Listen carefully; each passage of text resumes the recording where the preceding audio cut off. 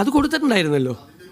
ഇത് അങ്ങനെയുള്ള സാധാരണ മഴ പെയ്യുന്നതിൻ്റെ അല്ല ഇതുണ്ടായിരിക്കുന്നത്. ഇത് അതിതീവ്ര മഴ ഈ പ്രദേശങ്ങളിലുണ്ടായത്.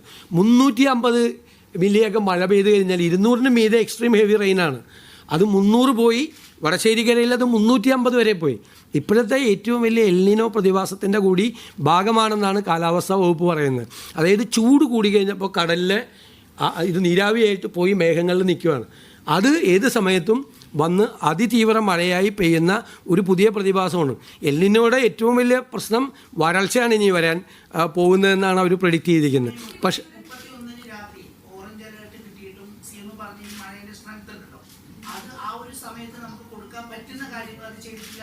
എന്താണ് പരാതി? ഏത് പരാതിയാണുള്ളത്? എല്ലാ കാര്യങ്ങളും ചെയ്തിട്ടുണ്ട്.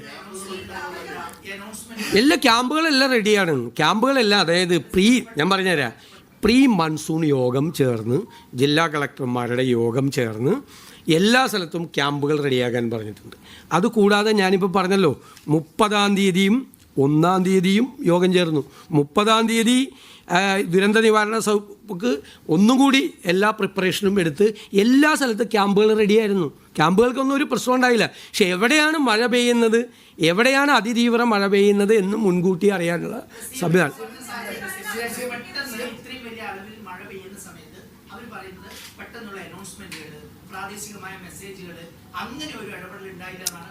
ഇല്ല, അതൊന്നും അങ്ങനത്തെ അതിനുള്ള സമയം ഇല്ല. ആ അറിയിപ്പാണ്, മെസ്സേജ് മാത്രമാണ് പോകുന്നത്.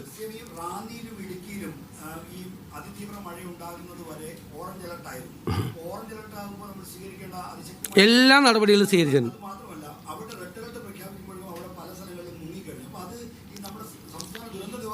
അല്ല, ഇത് നമുക്ക് ഇപ്പോൾ ഉള്ള എന്ന് വെച്ച് കഴിഞ്ഞാൽ കാലാവസ്ഥാ പ്രവചനത്തിൽ ഇതാണ് കിട്ടിയിരിക്കുന്നത്. IMDയുടെ ഇതാണ് രാത്രി അർദ്ധരാത്രി വൈകുന്നത് വരെ കിട്ടിയിരിക്കുന്നത്. കിട്ടിക്കഴിഞ്ഞാൽ അപ്പം തന്നെ എല്ലാ സ്ഥലങ്ങളിലും റെഡിയാണ്. ജില്ലാ കളക്ടർമാർ, ഡിസാസ്റ്റർ മാനേജ്മെൻറ്റ് അതോറിറ്റിയുടെ ചെയർമാന്മാരുൾപ്പെടെ എല്ലാ സ്ഥലങ്ങളിലും റിലീഫ് ക്യാമ്പുകളും ബാക്കി കാര്യങ്ങളും ചെയ്യാൻ പറ്റും. ഇതെന്തറിയാം, ഇതിൻ്റെ അകത്ത് പ്രശ്നം എന്ന് വെച്ച് കഴിഞ്ഞാൽ അതിതീവ്ര മഴ എവിടെയാണ് പെയ്യുന്നത് അറിഞ്ഞാലേ മാത്രമേ ഉള്ളൂ അവിടെ നിന്ന് ഇവാക്യുവേഷൻ നടക്കുകയുള്ളൂ. അതിതീവ്ര മഴയുടെയും ക്ലൗഡ് ബേസിൻ്റെയും ഏറ്റവും പ്രധാനപ്പെട്ട പ്രശ്നം ഇവാക്യുവേഷനുള്ള സമയം ഉണ്ടാവില്ല.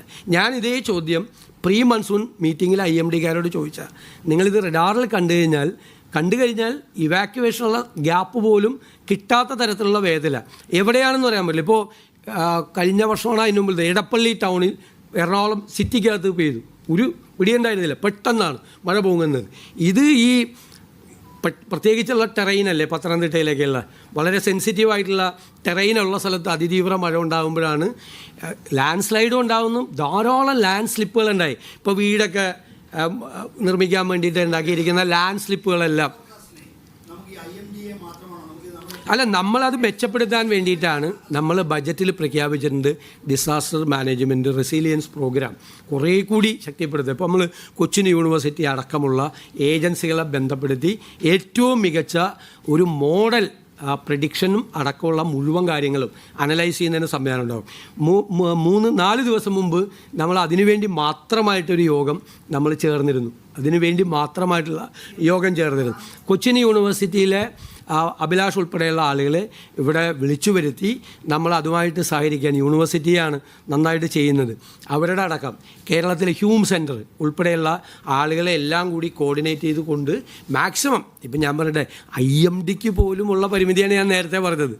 IMDക്ക് പോലും ഇത് പുതിയ പ്രതിഭാസമാണ്.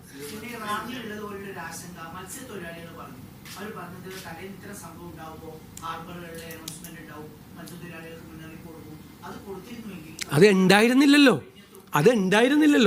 അതിനുള്ള ഇൻഫർമേഷൻ IMDയുടെ നിങ്ങൾ അതിൻ്റെ വെബ്സൈറ്റിൽ പോയി നോക്കിയാൽ അറിയാം, അതില്ല. ആ കടലിൽ പോയവർക്ക്, കടലിൽ രാത്രിയല്ലോ പോകുന്നത്, അവർക്ക് മുന്നറിയിപ്പ് കൊടുക്കാനുള്ള വിവരം ഇല്ലായിരുന്നു അതുവരെ.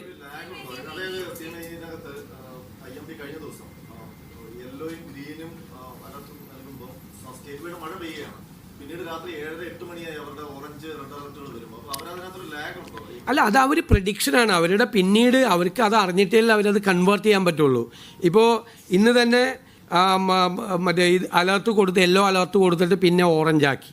അത് അവരുടെ ഒരു സ്റ്റാൻഡേർഡ് ഓപ്പറേറ്റീവ് പ്രൊസീജിയറാണ്. അത് SOP അനുസരിച്ചിട്ടാണ് അവർ ചെയ്യുന്നത്.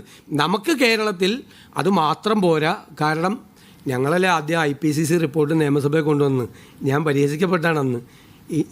ഇൻ്റർ ഗവൺമെൻറ് പാനൽ ഓൺ ക്ലൈമറ്റ് ചേഞ്ചിൻ്റെ റിപ്പോർട്ടും അതുമേലെ നാസ അനാലിസിസും ഞങ്ങൾ പ്രതിപക്ഷത്തിരിക്കുമ്പോൾ നിയമസഭയിൽ കൊണ്ടുവന്നു. എന്നെ ഒരുപാട് പേര് പരിഹസിച്ച് ഇതൊക്കെയാണ് നിയമസഭയിൽ കൊണ്ടുവരുന്നതെന്ന് ചോദിച്ച്. കാരണം കേരളം വൾണറബിളാണ്. പണ്ട് ബേ ഓഫ് ബംഗാളിലുണ്ടായിരുന്ന പ്രശ്നം അറബിക്കടലിലുണ്ട്. കന്യാകുമാരി തൊട്ട് ഗുജറാത്ത് വരെയുള്ള ഏരിയയിൽ ഏറ്റവും വൾണറബിളായിട്ടുള്ള ഏത് സമയവും എക്സ്ട്രീം ഹെവി, ഞാൻ അന്ന് പ്രസംഗിച്ചാണ്, അന്നത്തെ അസംബ്ലിയിൽ പ്രസംഗിച്ച് ഏത് സമയവും വൾണറബിളായിട്ടുള്ള സിറ്റുവേഷൻ ഉണ്ട്. അതുകൊണ്ട് നമ്മുടെ ഈ സംവിധാനങ്ങളെ നമ്മൾ മെച്ചപ്പെടുത്താൻ വേണ്ടിയിട്ടാണ് നമ്മൾ ഈ അനുഭവത്തിൽ മാത്രമല്ല ഇതിന് മുമ്പുള്ള അനുഭവങ്ങളിൽ കൊണ്ട് ചെയ്യേണ്ടതാണ്. അതാണ് നമ്മൾ ബജറ്റിൽ നമ്മൾ പ്രഖ്യാപിച്ച് ഡിസാസ്റ്റർ മാനേജ്മെൻറ്റ് റെസീലിയൻസ് പ്രോഗ്രാം ഇന്ത്യക്ക് മുഴുവൻ മോഡലാകുന്ന ഒരു പ്രോജക്റ്റ് തുടങ്ങും. അതിൻ്റെ നടപടിക്രമങ്ങൾ നമ്മൾ ആരംഭിച്ചു. 3-4 മീറ്റിങ്ങുകൾ ഇപ്പം തന്നെ ഇതിൻ്റെ ഇടയിൽ കഴിഞ്ഞു.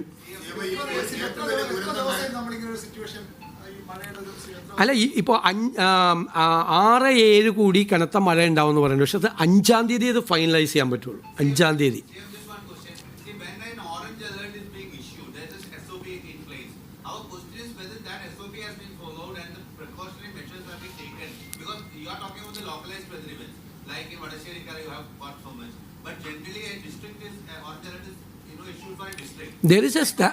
There is an SOP to take action. When an alert is declared, orange alert or red alert is declared, there is an SOP to take procedures. They will communicate to all the disaster management authority, district collectors, the local bodies. There is a system for a red alert and another thing to take action, initial actions. There is a procedure. That procedure ഇത് നിങ്ങൾ പലരും ചോദിക്കുന്ന ചോദ്യം ഞാൻ പറഞ്ഞുതരാം. ഇത് വ്യാപകമായി social മീഡിയയിൽ തെറ്റായി പ്രചരിപ്പിക്കുന്ന കാര്യങ്ങളാണ്. നിങ്ങൾ തെറ്റിദ്ധരിച്ച് പറയുകയാണ്. ഒരു തരത്തിലും ഒരു ഫോൾട്ടും ഒരു സ്ഥലത്തും ഉണ്ടായിട്ടില്ല. ഒരു ക്യാമ്പിൽ പോലും ഒരു പ്രശ്നം ഉണ്ടായിട്ടില്ല. അല്ല വെയിറ്റ്, ഞാൻ പറയുന്നത് ഒരു ക്യാമ്പിൽ പോലും ഒരു പ്രശ്നം ഉണ്ടായില്ല. ആറന്മുളയിൽ ഉണ്ടായത് ഒരു പാർട്ടിയുടെ ഏരിയ സെക്രട്ടറി ആയിട്ടുള്ള ഒരാൾ ഒരു സ്ത്രീയെ പ്രേരിപ്പിച്ച് അവിടെ മീഡിയയെ കൊണ്ട് പറയിപ്പിക്കുകയാണ്. പിന്നീട് ആ സ്ത്രീ വന്ന് കറക്റ്റ് പറഞ്ഞു. ഈ കുത്തിത്തിരിപ്പ് ഉണ്ടാക്കരുത്. ദുരന്തങ്ങൾ ഉണ്ടാകുന്ന സമയത്ത് കുത്തിത്തിരിപ്പ് ഉണ്ടാക്കരുത്. ദുരന്തങ്ങൾ ഉണ്ടാകുമ്പോൾ അത് അറിയില്ല. അവർ പറഞ്ഞല്ലോ, അവർ വന്ന് രണ്ടാമത് പറഞ്ഞല്ലോ. നിങ്ങൾ ഒരാൾ സംസാരിക്കും പ്ലീസ്, ഒരാൾ സംസാരിക്കും.